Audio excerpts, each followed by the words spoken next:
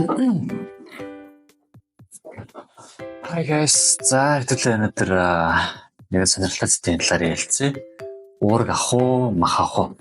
За тэгэхээр аль алинд нь бол мэдээж давуу тал байгаа. Хэдүүлээ өнөөдөр ямарчсан аль алигийн давуу талыг нь тооцож үзээд сонголтоо хийцгээе те. Мэдээж бол сонголт таны гарт. За уургаас эхлэе. Хэдүүлээ ямарчсан эхлээд өгтөг талаас нь ярилцаж бодож байна. Би бас тодорхой хэмжээний бас жоон судалгаа хийлээ. Судалгаа хараад жоохон ярий.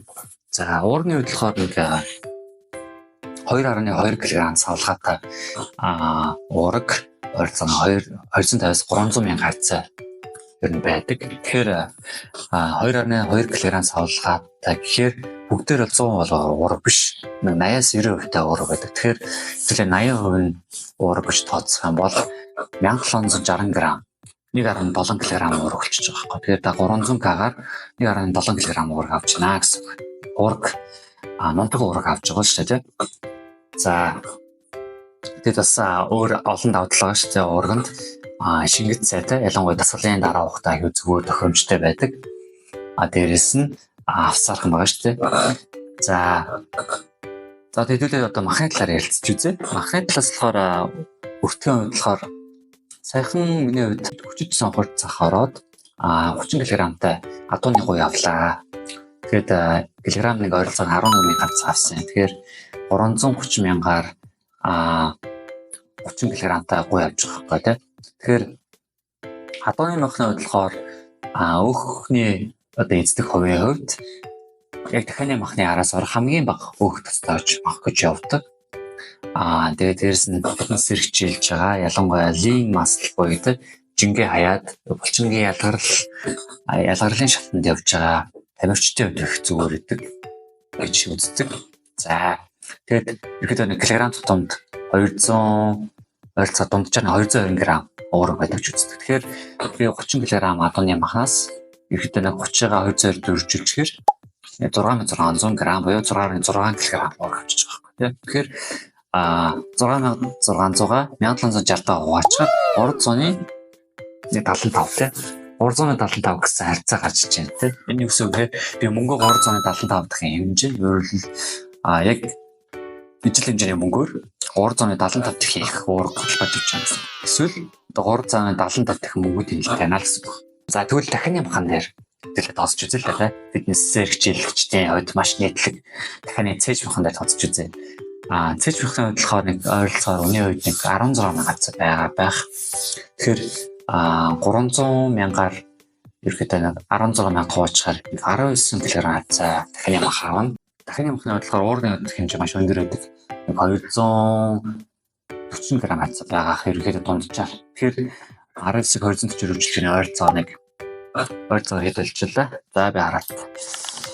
Ойролцоогоор нэг 4500 г болж байгаа. 4600 ч юм. Грамм уураг 4.1 кг, 5 кг уураг 300 г-аар авч байна. Тэгэхээр одоо харьцуулт хийж үзье л да.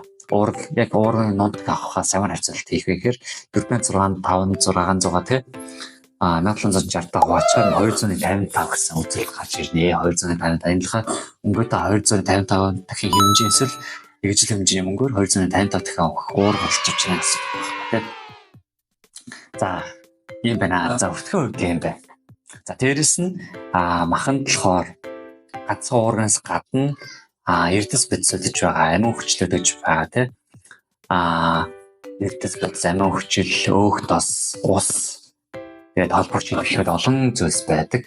Тэгэхээр бид чиртэд чухал зүйлсийг бас тооцож үзэх юм бол мах бол бас зөнд ашигтай байгаа. Тэгээд ер нь бол фитнес хэрэгжүүлж байгаа дахины цээж мах өхөр болон адууны махыг маш нийтлэг байдаг. Ер нь рекоменд хийдэг зөвлөдөг. Хоньны махыг бас хэрэгж болно. Хоньны мах болохоор ялангуяа туранхай биетэй хүн булчингийн масс нэмэгч байгаа, биеийн масс нэмэгч байгаа бол бааз хоньны мах хэрэгж болно. Хоньны махыг өөх жоон багтаа эсвэсэн ч юм уу эсвэл баазыг өөхтэй ногоотой айлдаад гурвчмуудтай айлаад ч юм уу те. Эсвэл өөр бахантай айлаад хэрэглэх зүгээрээ. За тийм байгаа. За нэг анхааруулж хэлэхэд адууны маханд болохоор тэгэхээр килограмм тонн эзэлж байгаа тийм бүх нөхцөлийн хувьд бага гэж хэлсэн. 100-ны үйлрэлт их хэмжээгээр ялангуяа идэхэд жоон тохиромжтой байна. Яагаад гэвэл би хүндрээд те одоо хотод бол илгэнд ачаал өгдөг учраас би жоон тохиромжтой байгаад байдаг. Тийм болохоор адууны махнаас жоохон зайлсхийвэл бас 100-ны үйлрэлт их хэмжээгээр идэх жоон тохиромжтой байдаг. Эсвэл өөр бүх тойлог идчих болно.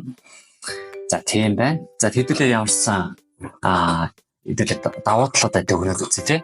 Одоо уургийн унтах нь хөнгөн авсаархан дээрээс нь авчих хөтөлбөртэй одоо илүү шингэр цайтай байгаа шүү тий. За тэгвэл махнууд ямар давуу талтай гэхээр байгалийн гаралтай эрдэс бодис амин хүчил холбогч идэх гэх мэт бид шаардлагатай чухал зүйлс ихтэй дээрээс нөгөө тэмдэлтэй гэсэн давуу талтай байна. Тэгээд та гэр давуу талуудыг харьцуулаад сонголтоо та хийгээрээ сонголтоо таниагаар мэдээж хоёул ингэж авсан болно.